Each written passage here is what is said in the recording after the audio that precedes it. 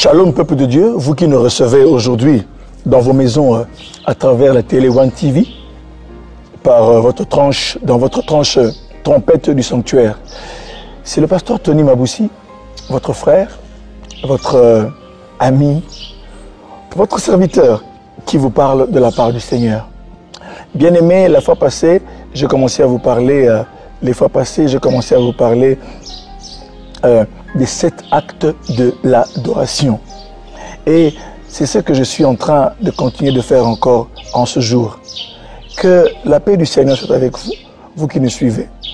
J'avais dit la fois passée, d'une manière très simple, si nous voulons connaître qu'est-ce qu'est l'adoration, j'avais simplement dit que l'adoration, selon la définition du Nouveau Testament, selon le terme original du grec, où le verbe, lorsqu'on parle du verbe adorer, c'est un verbe traduit en grec, c'est le verbe proskuneo, qui veut dire se prosterner. Et je pense que celui qui adore est en train, premièrement, selon le Nouveau Testament, adorer, c'est se prosterner. Se prosterner devant qui? Pour nous les chrétiens, c'est se prosterner devant Dieu. C'est un signe donc de révérence, c'est un signe de respect. C'est la traduction de notre culte. Lorsque nous nous trouvons dans la proximité de la présence de Dieu, nous faisons un geste d'adoration. Ce qui fait que adorer, c'est justement cette réaction spontanée que le chrétien a devant la présence de Dieu. Lorsqu'il se retrouve devant la manifestation de la présence de Dieu, il se prosterne. Et, vous allez voir également ce que Jean va voir dans l'Apocalypse. Il va voir les 24 œillades, les 4 êtres vivants, faire dans la cour de Dieu, faire justement des gestes d'adoration. Ils vont se prosterner et ils vont adorer Dieu. Souvenez-vous de ce que Élie a fait au mont Carmel. Lorsqu'il a fait descendre le feu, le peuple, en voyant le feu descendre, ils se sont prosternés. Et on dit, c'est l'Éternel qui est Dieu. C'est l'Éternel qui est Dieu. Cela est une adoration. C'est pourquoi, mes frères et mes sœurs, on peut définir l'adoration avec de plusieurs manières. Mais j'ai, moi, voulu retenir cet aspect-là, cet aspect de se prosterner. Parce que cela traduit également le respect, la révérence. On traduit également notre identité et notre expression intérieure. Parce que se prosterner n'est qu'une expression de ce que nous avons intérieurement en nous. C'est-à-dire que nous reconnaissons que celui qui est devant de nous est supérieur. Il est grand et il est Dieu. C'est pourquoi au-devant de lui, nous nous prosternons. Et les paroles d'adoration, tout autre geste, ne sont que l'émanation de ce que le cœur de l'homme, un cœur soumis, est en train de traduire, d'exprimer au-devant de son Dieu. On a vu la fois passée, on a vu les premiers actes qui étaient, on avait dit que l'adoration a 7 actes selon l'Apocalypse, selon les textes que je prenais dans Apocalypse 4, Apocalypse 5. Mais aujourd'hui, nous prendrons notre lecture dans Apocalypse 8. Mais laissez-moi d'abord vous rappeler que la fois passée, j'ai parlé et j'ai dit que l'adoration est un acte de dépouillement. J'avais dit que l'adoration est un acte d'abaissement. J'avais dit que, non, plutôt un acte de soumission. Et j'avais aussi dit, en terminant, que l'adoration était un acte de restitution. Là, on a vu les 24 vieillards prendre leur couronne et la jeter au-devant de Dieu, s'en dessaisir et la jeter au-devant de Dieu. Et j'avais expliqué même le sens des couronnes la fois passée. Mais aujourd'hui, j'aimerais vous parler du 4e acte. Lisons Apocalypse 8, verset 1. Quand il ouvrit le 7e sceau, il eut dans le ciel un silence d'environ une demi-heure. Et je vis les 7 anges qui se tiennent devant Dieu, et 7 trompettes leur furent données. Et un autre ange vint et il se tint sur l'autel, ayant un encensoir d'or. On lui donna beaucoup de parfums, afin qu'il les offrît avec les prières de tous les saints, sur l'autel d'or qui est devant le trône. La fumée des parfums monta avec les prières des saints de la main de l'ange devant Dieu. Et l'ange prit l'encensoir et le remplit du feu de l'autel et le jeta sur la terre, et il eut des voix, des tonnerres, des éclairs et un tremblement de terre. Là, c'est jusque verset 5. Hein. Apocalypse 8, 1 à 5. Bien-aimés dans le Seigneur, ici, nous nous rendons compte que nous sommes en face de l'agneau de Dieu qui ouvre le 7e sceau. Ne perdons pas le fil de nos idées, nous sommes dans l'Apocalypse. Jean voit ici qu'il y a un livre scellé de 7 sceaux. Lorsque vous lisez Apocalypse un peu plus en avant, vous allez vous rendre compte que c'est Apocalypse 5 où, au verset 1, Jean dit « Puis je vis dans la main droite de celui qui était assis sur le trône un livre écrit en dedans et en dehors, scellé de 7 sceaux. Et je vis un ange puissant qui criait d'une voix forte, qui est digne d'ouvrir le livre et d'en rompre les sceaux. Et personne dans le ciel, ni sur la terre, ni sous la terre, ne put ouvrir le livre, ni le regarder. Et je pleurais beaucoup de ce que personne ne fut trouvé digne d'ouvrir le livre, ni de le regarder. Et l'un des vieillards me dit, ne pleure point, voici le lion de la tribu de Juda, le rejeton de David, a vaincu pour ouvrir le livre et ses 7 sceaux. Là, c'est au verset 5. Et l'un des vieillards me dit, ne pleure point, voici le lion de la tribu de Juda, le rejeton de David, a vaincu pour ouvrir le livre et ses 7 sceaux.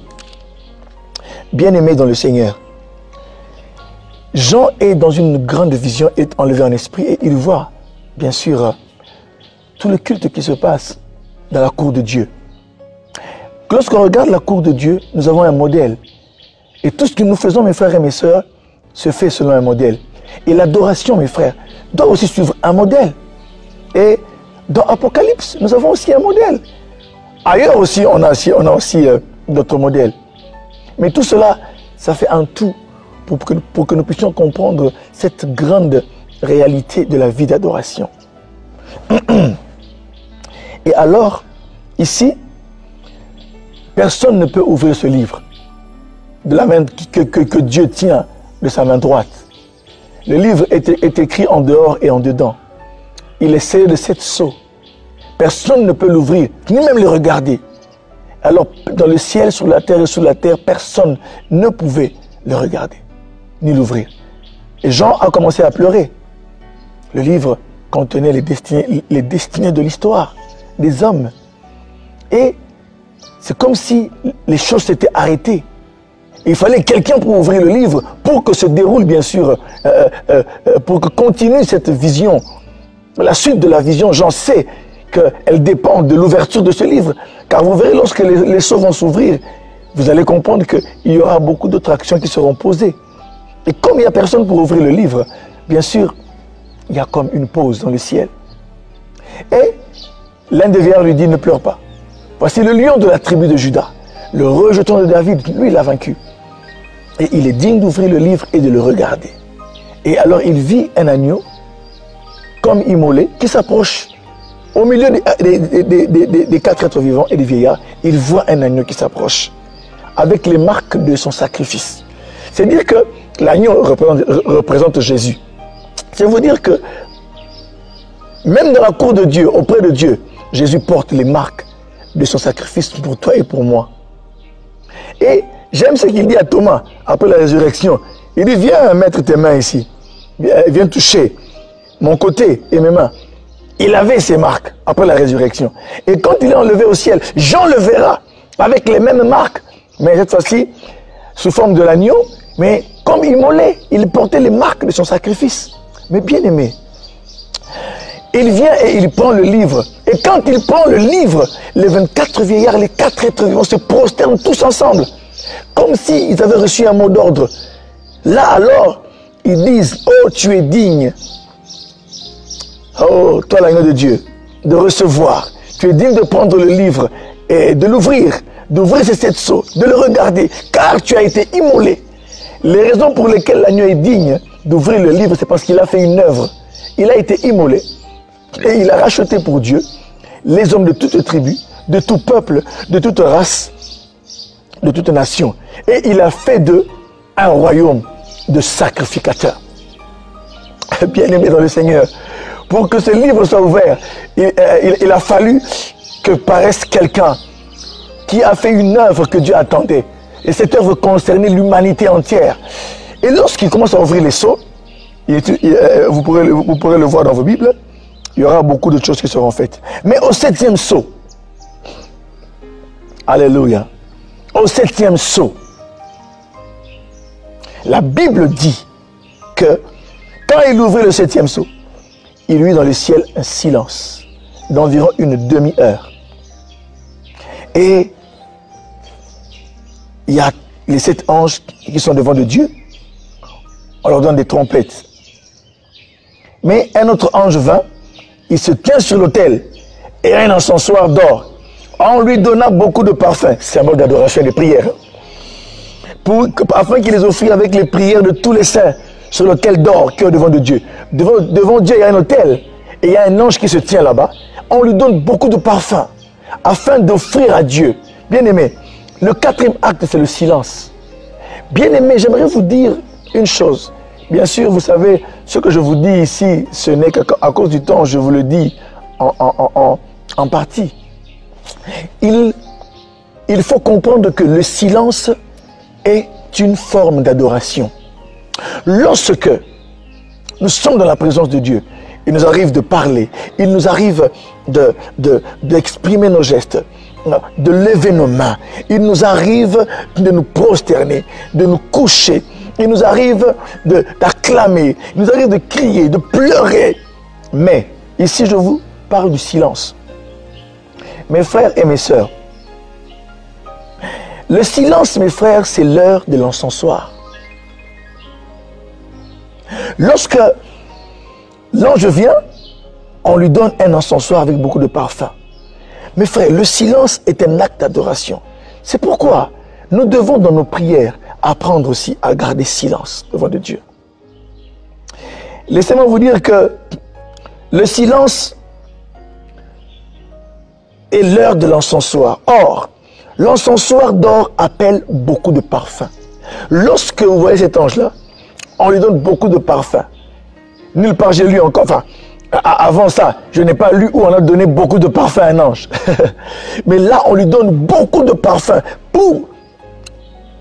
et il prendra le feu de l'autel et il va brûler le parfum pour que la fumée monte au devant de Dieu. C'est pourquoi, mes frères et mes sœurs, le silence est un acte puissant au devant de Dieu.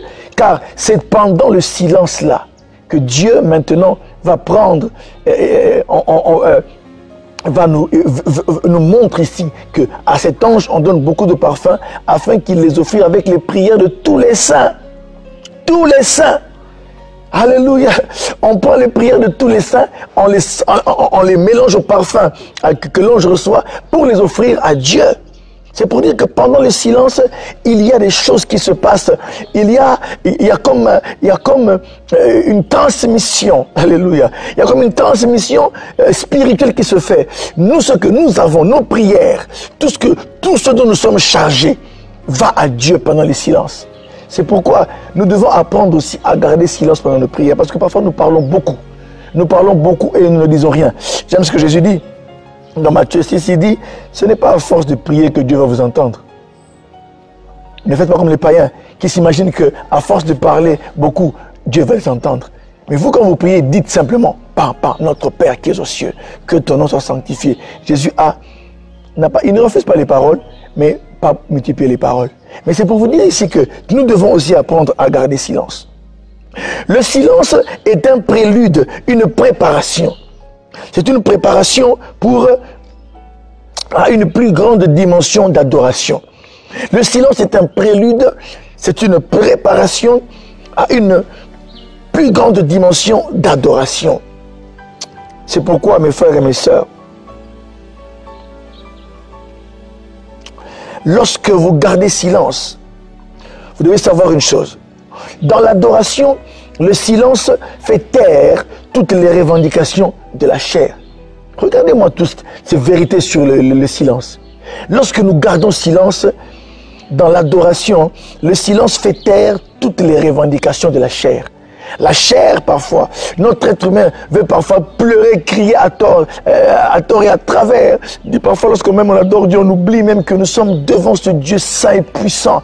Nous devons lui rendre un culte parce que c'est pourquoi il nous a rachetés. Si Jésus est digne de prendre le livre et de le regarder, d'ouvrir les 7 sceaux de ce livre-là scellé, c'est parce qu'il est mort sur la croix. Il a donné de sa vie pour que toi et moi puissions aujourd'hui être sauvés. Écoutez mes bien-aimés dans le Seigneur. Ici, regardez ceci. Dans le silence, écoutez une autre vérité. Dieu prend le contrôle du service. Lorsque nous gardons silence, le contrôle total est pris par Dieu. Bien sûr, mes frères, je dirais aujourd'hui par le Saint-Esprit, Dieu prend le contrôle. Pourquoi? Parce que là, en ce moment-là, l'ange a reçu beaucoup de parfums et s'est tenu sur l'autel. Les prières des saints sont mélangées au parfum de l'ange que l'ange avait. C'est vous dire, mes frères et mes sœurs, c'est que pendant le silence, tout ne dépend pas que de nous. Rien ne dépend de nous. Maintenant, c'est notre âme qui s'exprime, Dieu ayant pris le contrôle de l'être entier. Notre âme est en train maintenant de dégager quelque chose de précieux au devant de Dieu. Je vais y arriver, mes frères et mes sœurs. Quand l'ange remplit l'encensoir d'or avec le feu venant de l'autel d'or, qu'il le jeta sur la terre, il eut des voix, des tonnerres, des éclairs et un tremblement de terre. Le silence est un prélude au jugement divin. Parce que regardez, lorsque le 7e sceau est ouvert, le chiffre 7, c'est le chiffre de la perfection, de la plénitude. Écoutez mes frères et mes sœurs, 7 anges qui sont devant Dieu, on leur donne 7 trompettes. Les trompettes aussi sont un signe de jugement. Sont aussi un signe de jugement. Parce que quand ils vont commencer à sonner les trompettes, chaque ange, vous allez voir après, juste dans l'Apocalypse 8, vous allez voir qu'il y aura des fléaux qui vont s'abattre sur la terre. C'est pour vous dire que mes frères et mes sœurs, le silence est un prélude au jugement. J'aime ce que Dieu a dit à Moïse. Devant la mer Rouge, Dieu demande à son peuple de garder le silence et lui combattra pour lui. Exode 14, 14. Parfois, lorsque vous parlez beaucoup, on ne sait pas entendre la voix de Dieu. Mais devant un moment terrible, devant la mer, Dieu dit à Moïse, dit au peuple, gardez silence, l'Éternel combattra pour vous. Lorsque le peuple a gardé silence, alors ils ont vu la main de Dieu. Dieu maintenant a commencé à frayer un chemin. Un vent a soufflé. Moïse a levé la verge. Et un vent a soufflé de la mer. Et ils ont commencé à contempler Dieu. J'aimerais dire à quelqu'un, lorsque tu gardes silence, là tu contempleras ton Dieu. C'est lorsque tu gardes silence, tu commences à voir le Dieu qui peut juger tes ennemis. Le Dieu qui peut commencer à frayer un chemin dans tes problèmes. Le Dieu qui peut commencer à frayer un chemin dans la mer de la stérilité, dans la mer de la pauvreté, dans la mer des combats. Il fraye un chemin. Et là, lorsque Pharaon suivra, lui et son armée seront engloutis et le peuple sortira vainqueur. Imaginez-vous, Dieu dit gardez silence. Dieu dit gardez silence. Il dit gardez silence.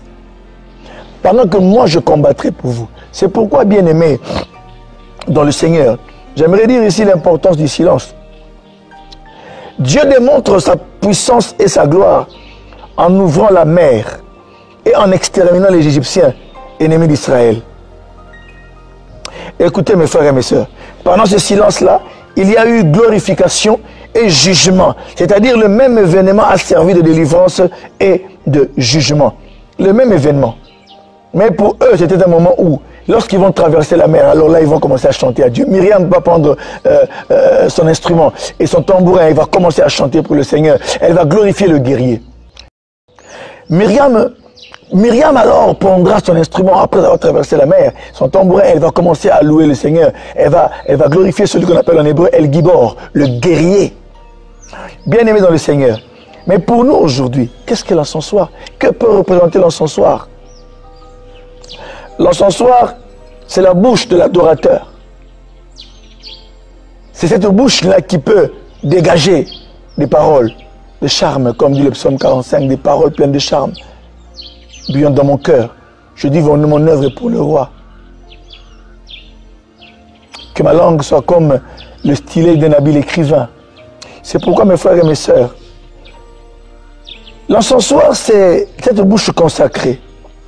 Ce sont ces mains qui, en se levant au devant de Dieu, peuvent exprimer ce que la bouche ne peut pas exprimer. C'est pourquoi, mes frères, vous dire aussi que l'encensoir, c'est bien sûr la vie de l'adorateur. Lorsque nous atteignons une dimension de la vie spirituelle, notre vie en elle-même devient un parfum. Notre existence devient un encensoir. J'aime ce que dit ce cantique. Que ma vie soit une fleur. Alléluia. Un parfum pour toi, Seigneur. Alléluia. Oh, alléluia. Alléluia. J'aime beaucoup ce cantique. Que ma vie devienne un parfum. C'est dire que mes frères et mes sœurs, pendant le silence, nous apprenons à écouter Dieu. Pendant le silence, nous apprenons à contempler Dieu. Le silence, je reviens à la contemplation, le silence est un... Je parlais là de contempler le Dieu qui peut juger nos ennemis, nos problèmes, nos difficultés. Nous pouvons contempler Dieu en train d'agir. Maintenant, écoutez mes frères, le silence est un moment de contemplation aussi pour contempler la grandeur et la sainteté de Dieu. Remarquez mes frères et mes sœurs que lorsque Jean se tiendra au devant de Dieu, Dieu lui dit, monte ici et je te ferai voir les choses qui doivent arriver dans la suite. Il dit qu'il fut enlevé en esprit. Et lorsque Jean se retrouve dans la présence de Dieu, il dit, dans le ciel, il remarque une chose. Il remarque que, là, en ce moment-là, il dit, je vis un trône dans le ciel. Apocalypse 4, je vis un trône. Et sur ce trône, quelqu'un était assis. Il ne parlait pas. Il était silencieux, regardez. Quelqu'un était assis. Et celui qui était assis sur le trône avait l'aspect du jaspe et du sardoine. Lorsque parfois nous parlons beaucoup, on n'arrive pas à contempler Dieu. Mais là, Jean nous décrit Dieu. Et pour le décrire, il fallait bien sûr rester silencieux. Il dit, et celui qui était assis sur le trône avait l'aspect du jaspe et du sardoine. L'arc-en-ciel surplombait son trône. Au devant du trône, il y avait comme une mer de verre, semblable à du cristal. Bon, une fois, on pourra en parler. Symbole de la pureté que requiert Dieu. Car au devant de Dieu, mes frères et mes sœurs, celui qui n'est pas saint se verra lui-même. La présence de Dieu a cette capacité de nous montrer notre vraie nature. C'est pourquoi Ésaïe 6, et le prophète Ésaïe dit, malheur à moi. Il se retrouve au devant de Dieu, devant sa sainteté. Il y a les anges qui se disent l'un à l'autre, saint, saint, saint est le Seigneur Dieu. Saint, saint, saint. Ils se criaient l'un à l'autre, saint, saint. Et Ésaïe dit, malheur à moi. Malheur à moi. La présence de Dieu vous fait voir votre misère, pécheresse. Mais elle vous donne aussi un message de grâce. Que Dieu est là pour vous purifier. Mes frères et mes sœurs. Et là, devant la présence de Dieu, tu peux te voir tel que tu es. Personne ne peut fréquenter autant la présence de Dieu et rester le même. Si réellement quelqu'un fréquente Dieu, si réellement quelqu'un entre dans la présence de Dieu et qu'il est en contact avec la mer de verre et de cristal qui se trouve devant de Dieu, il ne peut que voir, il ne peut que refléter, il ne peut que voir sa propre image de sa vie se refléter. Et alors, vous n'aurez parfois même pas besoin qu'on vous prêche parce que la présence de Dieu va vous corriger. Elle va vous purifier, vous sanctifier. Vous prendrez des décisions qui n'émanent pas d'une prédication, mais qui émanent du contact que vous avez eu avec la sainteté de Dieu. Frères et sœurs, en ce moment-là, il dit que, il décrit tout le trône de Dieu. Ça veut vous dire que le silence est un moment de contemplation. Il y a des jours où nous devons apprendre à rester silencieux, à contempler simplement Dieu, tel que nous le décrit l'Écriture, tel que l'Écriture sainte nous le décrit. Dieu est ceci, Dieu est saint, Dieu est grand, comme dit le psaume, que l'Éternel est élevé il est très digne de louange. Nous avons quelques informations. Ézéchiel a vu la gloire de Dieu. Moïse a contemplé. Jean a vu. Et nous pouvons aussi voir au travers d'eux ce que Dieu est et au travers de nos propres expériences. Car vous pouvez aussi avoir, comme d'autres bien-aimés ont eu des expériences directes avec le Seigneur, mais vous devez contempler Dieu dans l'intimité de votre âme en restant silencieux. Car dans le silence, il se passe un dialogue entre l'adorateur et Dieu. En ce moment, j'insiste encore, que en ce moment-là, nous contemplons Dieu. Et pour revenir au parfum, en ce moment-là, lorsque nous gardons silence, Dieu est en train de nous charger. Alléluia. Lorsque nous gardons silence, bien-aimés, le Seigneur est en train de nous charger. C'est comme si il nous remplissait encore. C'est comme parce que l'ange a reçu beaucoup de parfums. Et après, mes frères et mes sœurs, nous serons pleins de paroles. Nous serons pleins de choses qui ne viennent pas des hommes, mais qui viennent de Dieu lui-même. Alléluia. Si vous vous comportez comme un encensoir, Dieu va vous remplir par le Saint-Esprit, vous remplir de ses paroles, vous remplir de sa vie, vous remplir de sa personne, vous remplir de la connaissance de sa personne. J'aime ce que dit Jésus dans Jean 4, il dit, l'heure vient et elle est déjà là, où les vrais adorateurs adoreront le Père en esprit et en vérité. Ce sont là les adorateurs que le Père cherche. C'est pourquoi, mes frères, l'encensoir, je ne pourrais pas vous parler de l'encens lui-même parce que ça serait un autre sujet. Mais dire que le silence est important. Le silence est aussi une adoration. Car lorsque nous nous taisons, le silence n'est pas une absence de parole seulement. Mais le silence est non seulement on ne parle plus, mais l'âme s'exprime au travers l'encens, le parfum, le plus pur qui soit. En ce moment-là, j'aime ce que dit David, que l'élévation de mes mains soit comme,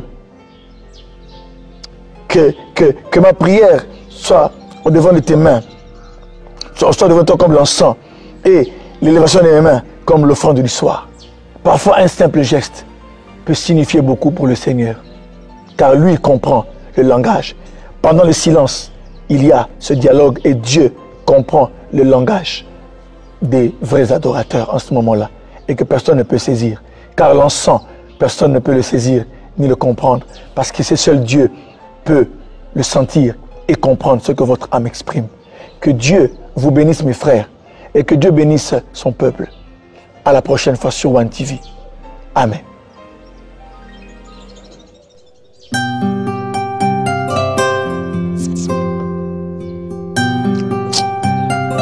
Moi, c'est un mot.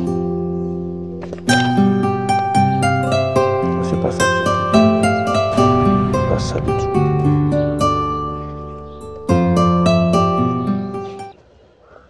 Pas ça du tout.